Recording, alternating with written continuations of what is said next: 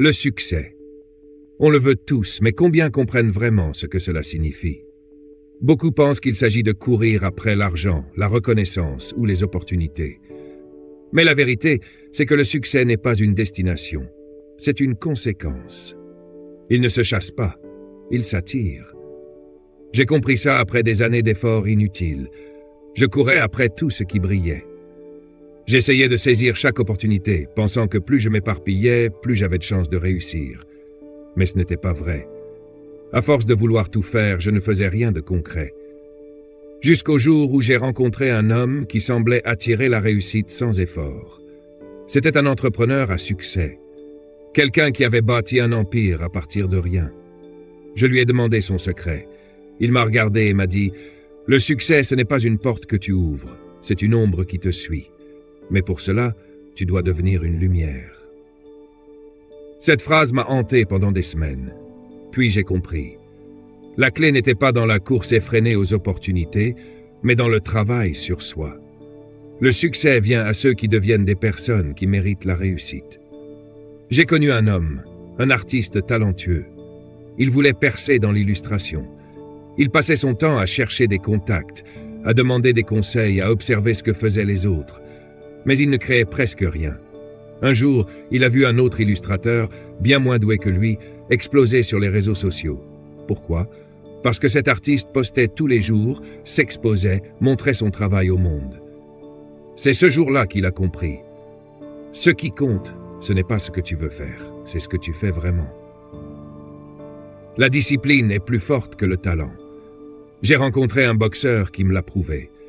Il n'était pas le plus rapide, pas le plus technique, pas le plus puissant, mais il était le plus régulier. Tous les matins à 5 heures, il était sur le ring, qu'il pleuve, qu'il neige, qu'il soit fatigué ou malade. Et au fil du temps, il a dépassé tous ceux qui pourtant avaient plus de talent que lui. Parce qu'il avait compris une vérité simple. La victoire appartient à ceux qui n'abandonnent jamais. J'ai vu trop de gens parler de leurs rêves sans jamais poser la première pierre. Un ami à moi voulait lancer une marque de vêtements. Il avait des idées incroyables, un logo parfait, un concept génial. Mais il n'a jamais produit un seul t-shirt. Il attendait que tout soit parfait. Et pendant ce temps, un autre gars avec un simple design et une boutique en ligne basique a explosé en quelques mois, parce qu'il avait osé commencer. Le monde ne récompense pas les intentions, il récompense l'action. Un jour, un vieil homme m'a raconté une histoire que je n'ai jamais oubliée. 2 bûcherons avaient une compétition. Celui qui couperait le plus d'arbres en une journée gagnerait.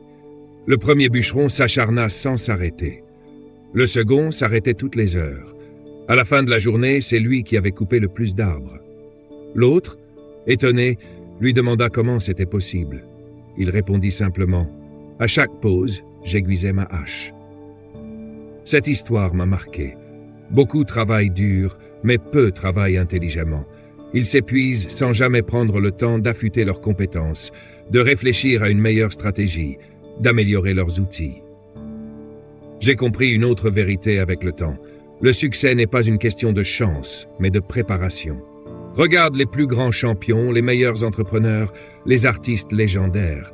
Ils ne sont pas arrivés au sommet par hasard. Ils étaient prêts.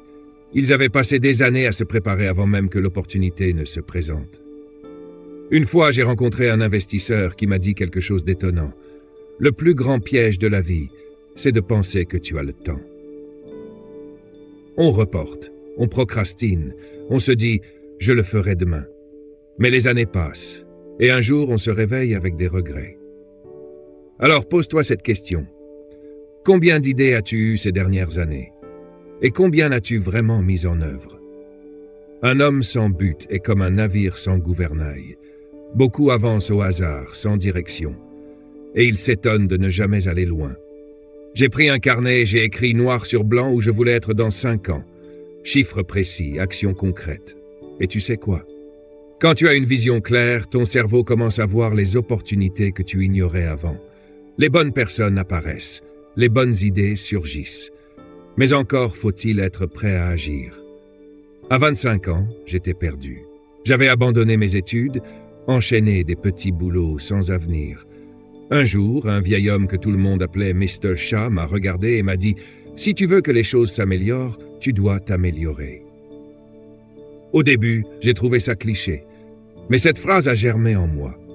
J'ai commencé à lire des livres que je n'aurais jamais ouverts avant, à écouter des gens qui avaient réussi, à changer mes habitudes.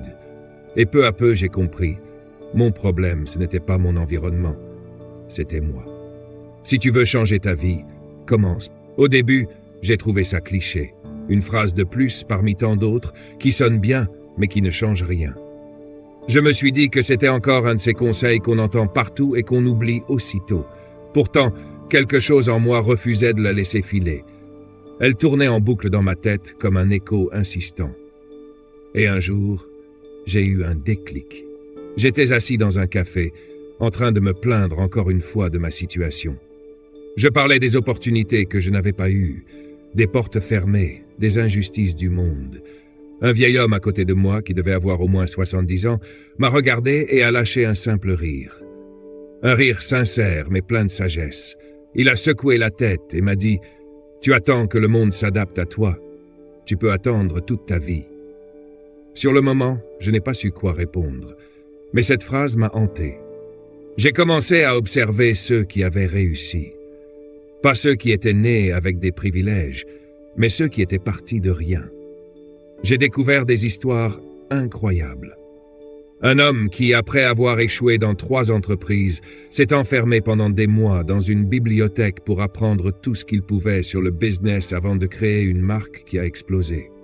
Une femme qui, après un échec cuisant en musique, a passé des années à perfectionner son art en secret avant de revenir et de devenir une légende.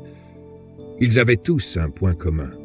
Ils avaient compris que le monde ne leur devait rien, que leur réussite ne dépendait pas de la chance ni des autres, mais de leur capacité à évoluer. J'ai alors pris une décision. Je me suis enfermé avec un carnet et j'ai écrit une liste de tout ce que je devais améliorer chez moi. Pas ce que je voulais dans la vie, pas ce que je souhaitais obtenir, mais ce que moi je devais devenir pour mériter ce que je voulais. Et j'ai commencé à lire des livres que je n'aurais jamais ouverts avant. Pas juste des livres de développement personnel, mais des biographies, des ouvrages techniques, des essais philosophiques. J'ai découvert des auteurs qui ont changé ma vision du monde. J'ai plongé dans des idées qui m'ont bousculé, qui ont remis en question tout ce que je croyais savoir. J'ai commencé à écouter des gens qui avaient réussi, pas pour les envier, mais pour apprendre. Je les regardais parler, analyser, agir. Je notais leurs stratégies, leurs habitudes, leur mentalité. J'ai compris que la différence entre eux et moi, c'était pas qu'ils étaient plus intelligents ou plus chanceux. C'était qu'ils savaient agir. Puis, j'ai changé mes habitudes. J'ai arrêté de perdre du temps dans des distractions inutiles. J'ai revu mon entourage, éliminé les influences négatives, cherché à m'entourer de gens qui me tiraient vers le haut. J'ai commencé à tester, échouer, recommencer. Et peu à peu, j'ai compris, mon problème, ce n'était pas mon environnement, c'était moi. Le monde n'allait pas se plier à mes attentes. Ce n'est pas la réalité qui devait changer, c'était moi qui devais devenir plus fort, plus intelligent, plus discipliné. Alors, si tu veux changer ta vie, ne commence pas par chercher ce qui ne va pas dehors. Commence par te regarder en face. Parce que tant que toi tu ne changes pas, rien ne changera vraiment. N'oublie jamais, la réussite n'appartient pas à ceux qui attendent, mais à ceux qui se lèvent et agissent. Le monde n'offre rien à ceux qui hésitent. C'est ton tour. Fais le premier pas et ne t'arrête jamais. Partagez votre expérience, racontez vos victoires et vos défis en commentaire. Inspirons-nous les uns les autres. Si ce message résonne en vous, abonnez-vous. Ici, nous parlons de discipline, d'action et de succès. Et surtout, nous avançons ensemble. Faites partie de ceux qui bâtissent sans bruit et qui récoltent sous les projecteurs.